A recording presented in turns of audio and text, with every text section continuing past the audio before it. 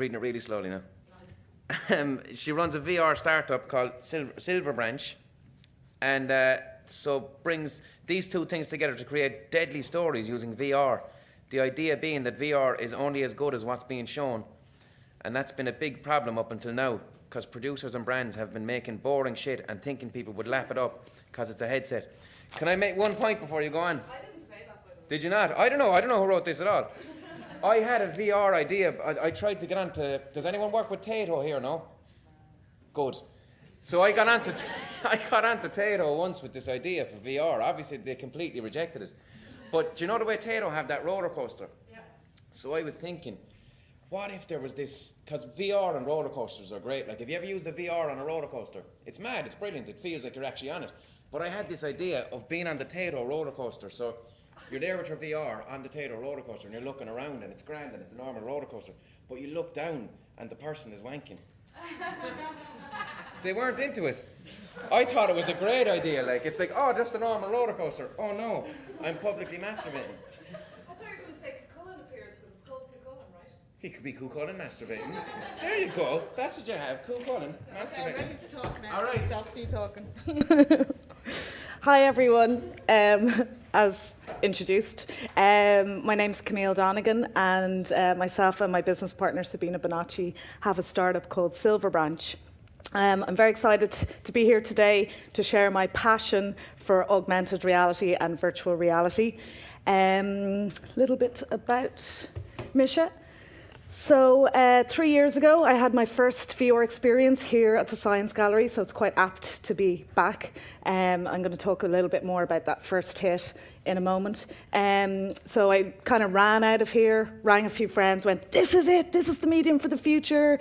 It's like you can feel what the other person's feeling. It's like being John Malkovich. It's awesome.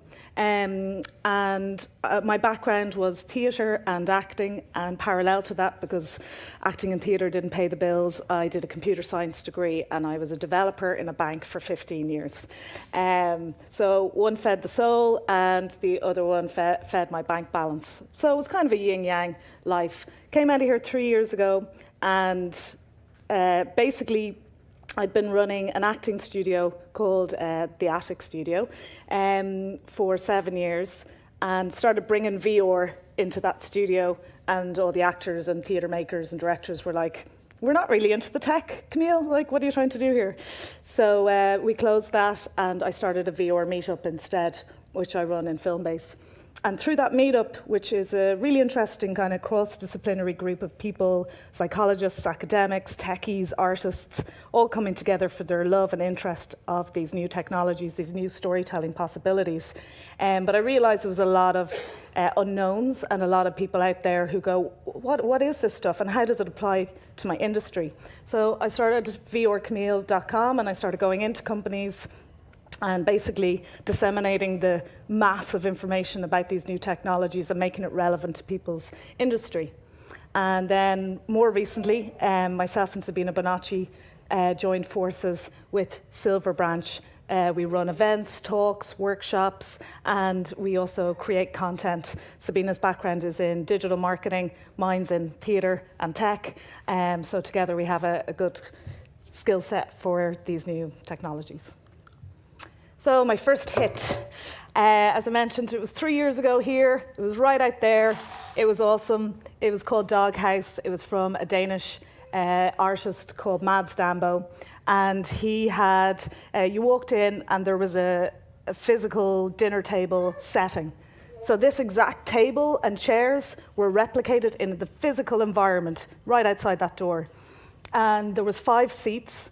And there was 5 Oculus Rifts, DK1. It was made in 2015, so very, very early pioneers with this tech. And you were asked who you wanted to be in this family dinner dynamic. So you could choose to be the father, the wife, the son's girlfriend, or the little boy at this family dinner. I chose the father. And the minute I put on the headset, boom, it was just like a portal. I was somewhere else entirely. I looked down, I could see my body, I wasn't masturbating. I didn't want to. What was mad to me was that I could feel what this guy was feeling. I knew that he was pissed off with his wife because every time she took a big glug of wine, he would sigh. He would do this big sigh, and I was in that sigh. I could feel it, I could hear it, I was in it. I knew that he was kind of flirting with his son's girlfriend because every time she said anything, he'd do this little silly laugh, and it reminded me of my own dad's kind of silly, childish laugh. And this is all through non-verbal communication. There were subtitles. It was a Danish project, but they were too fuzzy to read. The graphics, it was shot on 2 really old GoPros. It wasn't even 360. It was about 220 degrees. So I'd turn here and I'd see black. I'd turn here and I'd see black, and that was okay. The latency wasn't great, so there was a little bit of a disconnect between me turning my head and the world moving with me. I forgave all of these. The audio was brilliant. The story was brilliant. I was absolutely transported, and it was that first hit that made me realize this is what I wanted to work in for the rest of my life. So, a couple of definitions, because there's a lot of them out there, and it's changing by the day. So, up top, we have the VR headset devices, loosely categorized as mobile VR and room scale VR. So mobile VR, essentially, does what it says in the tin. You stick your mobile phone into a Google Cardboard or a Samsung Gear, and you watch a YouTube 360 video, you press the Google Cardboard icon, and you can, to a large extent, go somewhere else. It's a 3 degrees of freedom version of virtual reality, and for the most part, there are some slightly interactive projects delivered through mobile VR, but for the most part, they are passive, often 360 videos. Room scale VR is a whole other dimension, quite literally. It offers 6 degrees of freedom. So you can interact, you can move around, you've got your controllers, you can, dance, shoot, whatever the experience is bringing you to. It still needs a dedicated room, so not the best thing to bring home maybe to your partner at Christmas time. And you put up infrared sensors around the room. That is changing, and the next generation of room scale VR will be, the sensors will be inside out, similar to the HoloLens, so you won't need a dedicated room anymore. Then we have augmented reality and mixed reality. Essentially, VR, I'm sure you all know this, but basically you're completely blocked off from the real world. Your auditory and visual senses are completely immersed in this new medium. Augmented reality, you still see the whole real world, and some sort of digital content is overlaid into the real environment.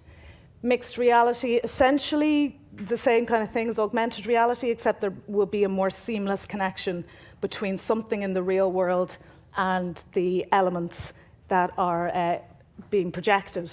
So for anyone who hasn't tried the HoloLens, there is a whole suite of demos, and they're these 3D models, and they have a little action. So you have a barking dog, a spinning ballerina, a monkey with a guitar.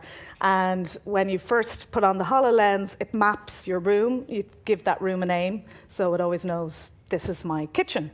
And then you can take one of those demo assets, 3D models, pop it onto your kitchen table, so you can put your dancing monkey there, your ballerina over by the cooker, and then you can go away for a week, a month, a year, come back, put up your HoloLens back on, it scans the room, it goes, hey, you're in your kitchen, here's the ballerina, here's the monkey, and all those elements are exactly where you left them, mapped onto real physical objects, because it has the level of those objects. So that's some definitions. So why AR and VR for marketing, brands, content marketing? Time, more time. So obviously everyone in the room here knows the more time that a consumer can connect in with a brand, the better. In traditional video, we're living in a very highly distracted environment, so it's hard to get people to spend time connecting with your brand and building a long-standing relationship. So traditionally, we're looking at like seconds of that connection time. With VR, the research is showing us that the consumers are staying in these experiences for minutes. So that's massive in itself. And why? The second point kind of feeds into that. As I described in when I was talking about my first hit, this is a medium that gives you a deeper emotional engagement than we've had with any other mediums, because you are being transported somewhere else. And depending on the storytelling, that can be incredibly powerful. It makes consumers feel like they are part of the brand experience, an integral part of that. And that can be through building empathy with others or some sort of personal involvement in the VR experience. Greater devotion. Game of Thrones, if you look at the picture at the top there, Game of Thrones did a touring exhibition called Ascend the Wall. And they toured this all around the UK, and the VR experience itself is okay. But the hype and the publicity and the social media traction that this project got was phenomenal. So all the fans who were able to see it were just going crazy. There was huge queues for hours and hours and hours to try it. All the fans who didn't get to see it were going mad on social media because they weren't going to get to experience it. Really, really successful marketing campaign. As I say, the experience itself was so-so. Simplifying the complex. Virtual reality in particular, AR can also help with this because it can give you contextualized data. So I can be here and it tells me this building was built in 1892, it can tell me the architect, and can give me contextualized data in an environment. But virtual reality, through that transportative properties I'm talking about, can really simplify the complex. I was recently working with VStream, a creative tech innovation company on Leeson Street, and they created a project called Atria, and it was for Pfizer. And through this VR CG film, so computer graphics, so an animated film, you were transported into the heart. So Pfizer had a problem whereby atrial fibrillation is on the rise, and people can be walking around with the precursors to having atrial fibrillation, but because they can't see it and it's non-symptomatic, they don't want to take a tablet every day to prevent these clots. So through this film, you're guided by this AI robot called Harv. He breaks down what the condition is in a visual way. So you're inside the heart, you see this rush of blood clots coming through, and then you also see how that can be prevented by taking these daily medicines. You can see that on atriajourney.com, and I highly recommend you check it out. It's a great example of storytelling from an Irish company. Condensed sales cycle. So we have ability here to see products and have product visualization in situ in the comfort of our own homes. So a lot of you have probably seen the IKEA augmented reality app. The first one, they were very early doing this. They launched an AR app 3 years ago. It was okay. There was only about 1,000 products that they were able to visualize and moving, and it was buggy, basically. It was quite buggy. They've launched recently using AR Kit, and it's an absolutely brilliant app. So any product in the IKEA catalogue can be visualized in situ in your own home, and you can see if you like it. So the sales cycle will be condensed because you get to try before you buy, essentially. Okay, so I've already talked a bit about these characteristics of these new storytelling mediums, engagement and empathy, but here's some kind of research figures to go along with that. So we're seeing that 27% higher emotional engagement, and this is comparing it to regular 2D video. We're seeing that people are watching it for 34% longer, and also this is really key, this is a new study from Stanford, that 33% more knowledge or information is retained. So for education, it's a no-brainer really. And these studies were carried out using biometric tests, eye tracking and behavioural coding techniques.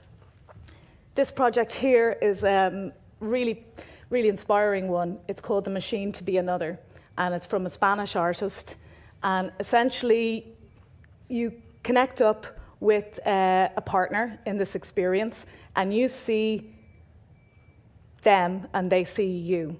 So you would look down and see your body and what it's doing. And there's been some really beautiful pairings in this project. They teamed up a dancer with somebody in a wheelchair, both of whom were incredibly emotional in the after interviews. But projects like this just blow my mind. There's another project that is used with paraplegics, and they didn't really know what might happen, but they just tried it anyway. So paraplegics were put in a VR headset for 2 hours a day, and they were able to control phantom limbs on an avatar in the VR experience. New neural pathways started to form, and reconnecting neural pathways also occurred, leading to paraplegics regaining bladder control, which is absolutely phenomenal. And I actually get tingles when I just think about it and share that with you. Okay, for those of you who like market sector stats, here's your graphic. There's 2 of them. So the first one tells us that AR and VR will be a $35 billion industry by 2025. This is a research stat from Goldman Sachs last year. You can see how that breaks down. So video games, massive. The main reason for that is because gamers are leading the forefront in buying these experiences. They're the ones who have the kit. They're the ones who understand the kit. They're also developing for the kit. They're the primary market at the moment that are just buying all the games on what's called the Steam store, which is the HTC Vive's platform. So average price is between $20 and down as far as free or $2, $3. So more expensive in general than the whole app market, quite a bit more.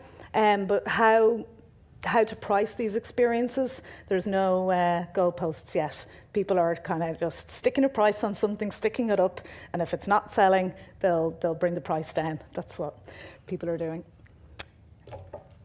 And another stat for you, this is the IDC. They forecasted that global revenues for AR and VR will grow from 5.2 billion in 2016 to greater than 162 billion in 2020. So that's a growth of 181.13%. That's pretty massive growth for any market. Okay, so when Aidan was telling us about today, he said, I wanted to be really practical. I want you guys to share information, and so I've compiled 5 top kind of content marketing or VR and AR for content marketing tips that I'd like to share with you, that are really important when you're creating content for these mediums. So first of all, location. In VR, location is a character. I described that mapping between the physical environment. I was sitting at a table that matched the table I saw in the virtual environment. That was so transportative and immersive and gave me this real sense of presence in another world. So if you're going to be transported somewhere, let's have it interesting, let's have it beautiful, let's have it inspiring. It could be whatever it is, and if you're the brand that you're working with doesn't have a location that is worth filming in 360, then create one. So focusing on story. So through the meetup, I have quite a few writers that come along to that. A lot of them would have worked in theatre, which actually is quite a good match with the VR writing skill set. Essentially, you're looking at elements of atmosphere, space, and objects to transport an audience, as you do in theatre.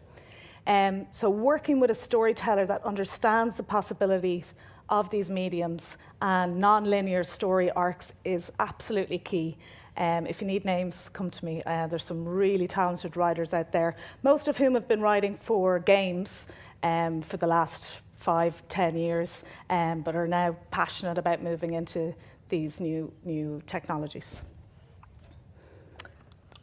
Okay, so directing attention. So if a consumer or a viewer, user, whatever you want to call them, if they can look anywhere, how do you tell a story in that medium? How do you guide their attention? So there's 2 really clear ways that, again, we've learned from the gaming sector. Light and sound. So naturally, as human beings, our primordial response to a light is that we will look to the light. Actually, I'm just going to stay looking at this light for, no, that would be weird. But you will naturally look to the light. Same with sound. If you hear a noise over there, you're going to flick and look to that. So that's how you can direct a user's attention with these mediums. Sound is so important in VR. They think it's up to 70% of the experience. As I mentioned with that first hit that I had, the picture was pretty rubbish, but because I had 360 sound, I was there, I was transported. You'll hear these terms as like ambisonic audio, binaural audio. Just talk to a sound engineer who's worked in these mediums before, and they'll be able to help you with what you need to know. These binaural and ambisonic mics have actually been around for decades. It's now that they found an environment that matches the kind of audio that they create. So it's their time. We have a duty of care with creating virtual reality content because it can make people sick. I'm sure you've heard this, and it's caused by a disconnect between the physical environment. So I'm sitting at a chair, a swivel chair hopefully, at a conference or some sort of demo area, and my virtual environment is moving. So I could be on a virtual roller coaster or anything, even just walking through. It could be like when I first got my 360 camera, I was just going around. I was going on like tours of heritage sites and filming them and walking around. And then I'd watch it back in the headset and I'd be like, oh, Jesus, because of the disconnect. I'm sitting still, my world is moving. I did find a workaround. When I'm watching it, if I walk on the spot, it actually discounts it. But you can't really advise that to your consumers. So I won't advise that. So a fixed camera position works, and also teleportation is really common in gaming, and it works really well for virtual reality. So you're here, you want to go there, you look over there, you've got a gaze hotspot, and you're able to transport to that part of the experience. That is essentially a workaround for this trouble with movement in VR. Very importantly, VR is designed really to be part of a much bigger marketing campaign. Creating just a virtual reality project or 360 video and popping it up on YouTube, it's like Aidan was talking about earlier, it has to be part of something bigger. VR and AR, they are elements in a marketeer's toolbox. They're an extra kind of level of immersion that that you can bring users to, but it shouldn't replace traditional marketing. It needs to be part of a blended strategy. A good thing to think about actually is the roadshow model. So I talked about the Game of Thrones experience and how that was this roadshow. There's another interesting case study from the Autism Society in the UK. They created this really powerful 360 film called Too Much Information. And in it, there's a little boy, and he's in a really busy shopping centre, and you look down and you're in his body, and he's getting more and more tense, and the lights and the noise in the shopping centre start to get more and more intense, and he's starting to get more and more freaked out. And then it builds to a crescendo where it just goes black, and it really hits you. And this project toured, they put it up on YouTube. They'd already had a successful 2D film that was the same character and setting. The 360 video they put up, and then they did road shows around to shopping centres and streets all around the UK, showing people this just on a Google Cardboard. It was incredibly successful. They had over 5 million hits then as a result on their YouTube channel. So some nice quotes here, if I can read them. At their most simple, storytelling and branding comes out of the same starting point, emotions and values. And then a couple of nice stats. According to Greenlight Insights, 62% of consumers say they feel more engaged with a brand that sponsors a VR experience, and 71% of consumers think a brand is forward-thinking if it uses virtual reality. So they're not good enough reasons in itself to create a VR campaign, nor is the hype factor, but you're seeing the empathetic engagement and other attributes that these technologies are bringing. That's very new.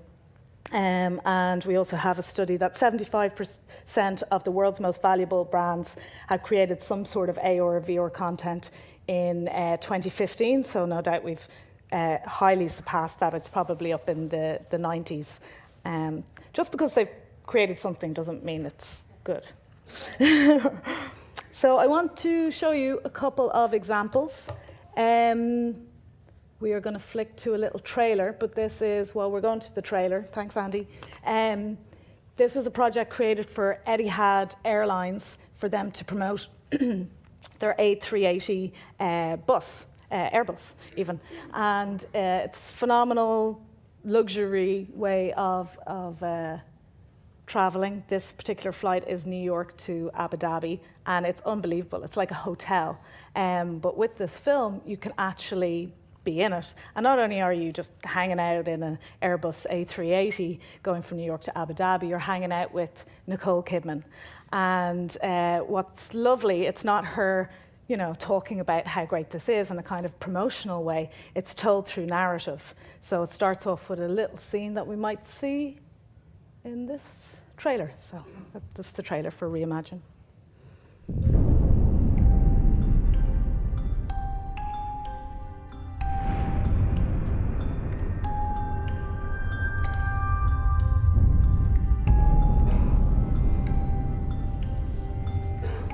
Run me through this one more time.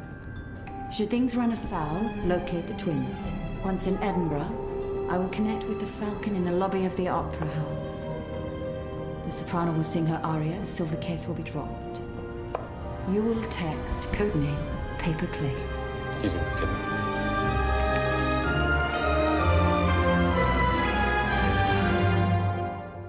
We'll continue with this later. Pretty epic. Feels like a blockbuster motion thriller film. For some reason, they've only had 3,500 views on YouTube. I have no idea what that is. I was absolutely shocked when I went to actually look at the stats behind how many people have used this so maybe this is an example of a good project, because the actual film is quite beautiful, and you're there, and there's this story. She's rehearsing for a film, and she's traveling to shoot it, and there's an opera singer, and you really feel like this is absolute luxury, and these people are having lives and a nice experience on the Airbus.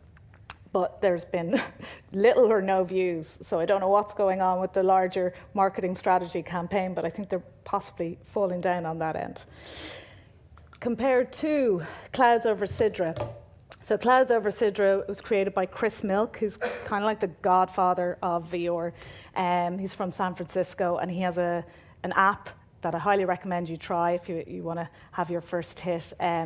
It's called Within, and you can just download it for free. And there's loads of phenomenal films in there. You can go walking in New York with U2. You can fly up in the sky above New York with loads of film stars. There's just all sorts of cool stuff in there.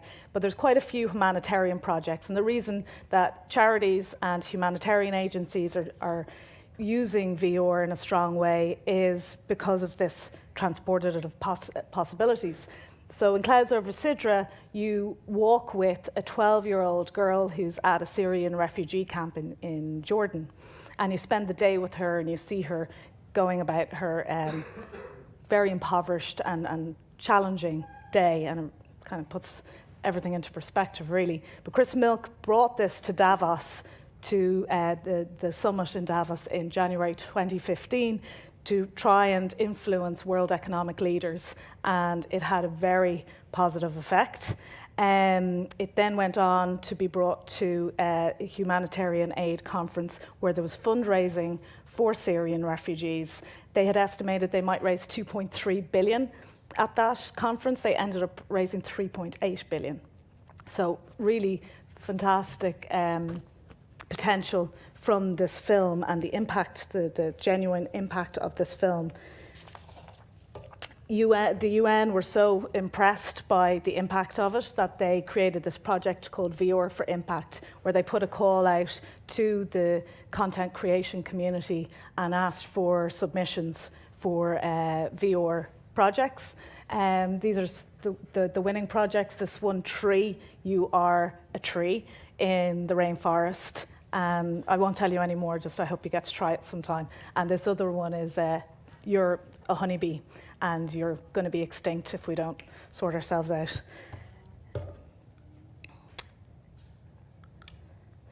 So augmented reality, a couple of really nice case studies here. The National Geographic have recently created a new drama TV show, the first time that they've ever done that, called Genius. And as part of the promotion for that, at South by Southwest Festival, they created this series of AR simulations.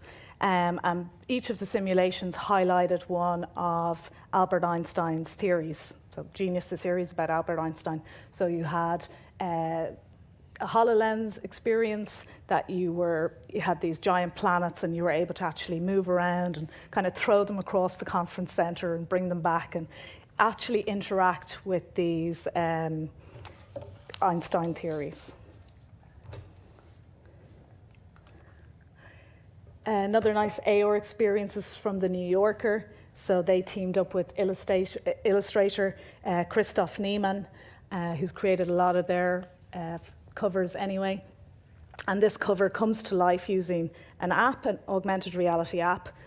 So you hold it up and then you see the cityscape of New York with all its energy, vibrancy, and in 3D beauty from that illustrator. And it's very, very, very, very beautiful.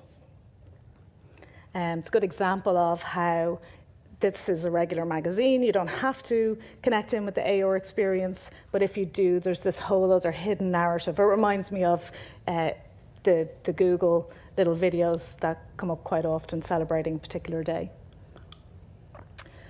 So, where is it going? It's going to be a very interesting couple of years. The rapid rate that all of this is changing at is phenomenal. Even while I was preparing this presentation, new cameras were coming out, new headsets were coming out. I got to try the basically the Vive without wires, the tetherless Vive, yesterday for the first time, and that's amazing because you can now. Previously, when you were in this room scale VR with the sensors and everything, you had these giant wires connecting you to this super gamer PC. Now it's all wireless, and that's way more immersive because you don't have the feeling of all this cables kind of pulling you into something.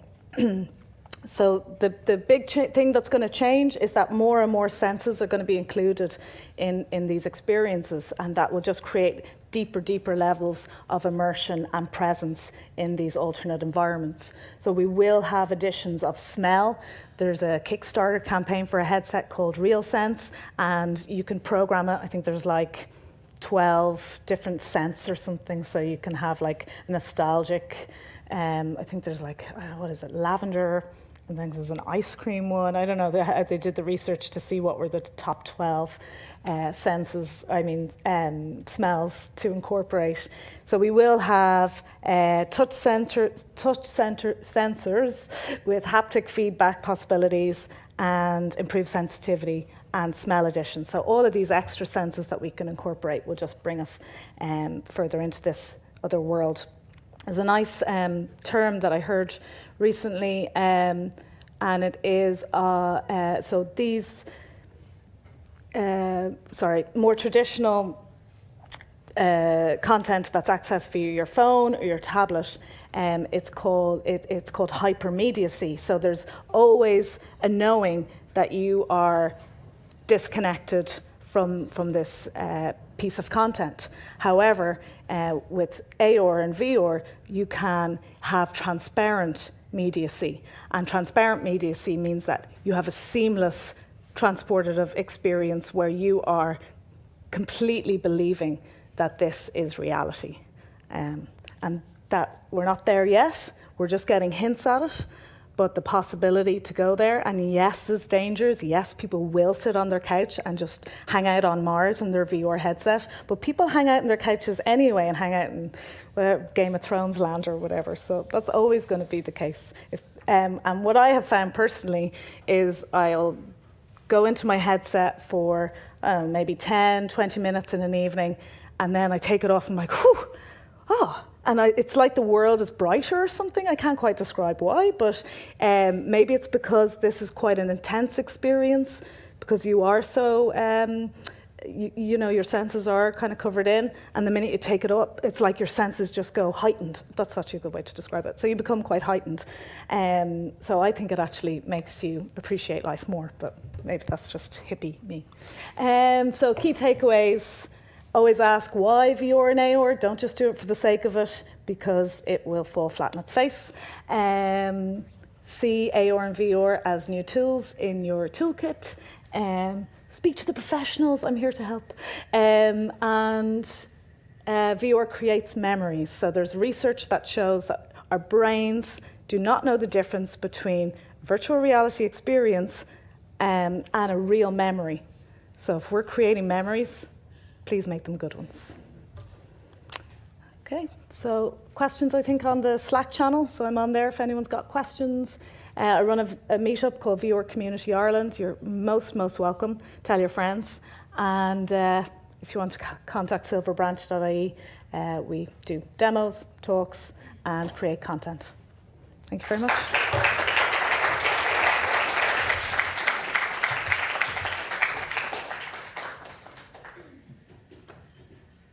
That was class. That was really good. Yeah, no, I had a weird experience with VR. Did anyone ever use the Netflix VR app?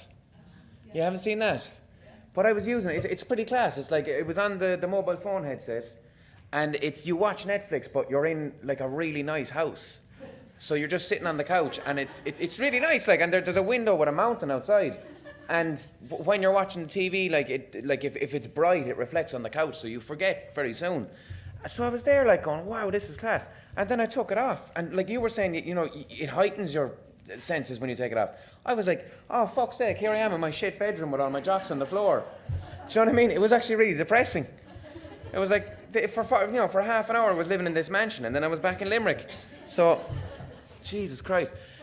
Then the next thing that's happening is, I think it's a panel on podcasting that I'm hosting.